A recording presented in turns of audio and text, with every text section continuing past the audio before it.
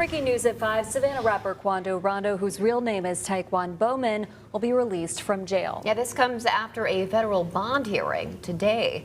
WJCL 22 News' Andy Cole joins us live from outside the courtroom. And Andy, the hearing lasted several hours.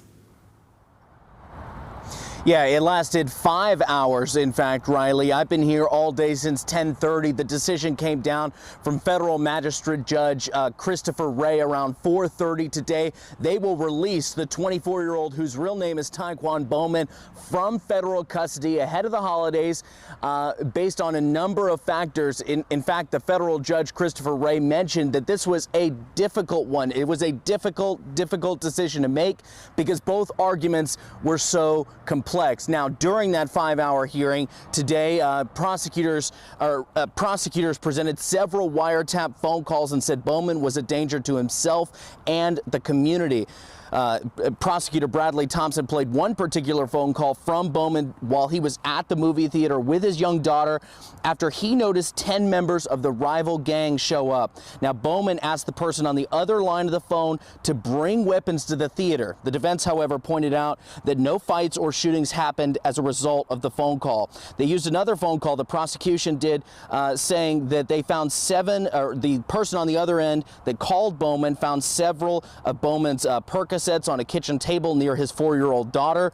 Tom Withers, the defense attorney, argued that Taekwon Bowman showed serious concern for his mistake and that they were making sure that this was rectified. Again, that magistrate judge Christopher Wray saying this was remarkably close, but ultimately decided to give him that $100,000 unsecured bond. Now, how that works is that he will be released as soon as he returns to federal prison, which is he's on the way back to the federal prison in Emmanuel County now.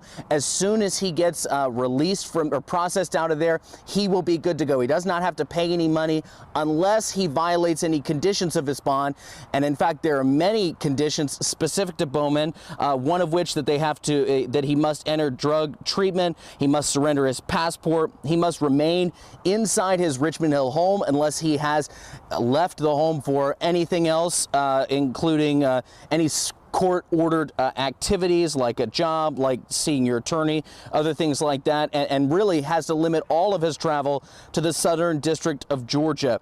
He also cannot contact any victims, witnesses, or co-defendants directly or indirectly, and that is just some of the conditions of his bond. Of course, Bowman is facing several other standard bond conditions. You can find the rest of those on our website, WJCL.com. We will continue to update it with additional information, but for now, reporting outside the U.S. District Court here in Savannah, I'm Andy Cole, WJCL 22 News. All right, Andy, thanks so much for staying on top of this story.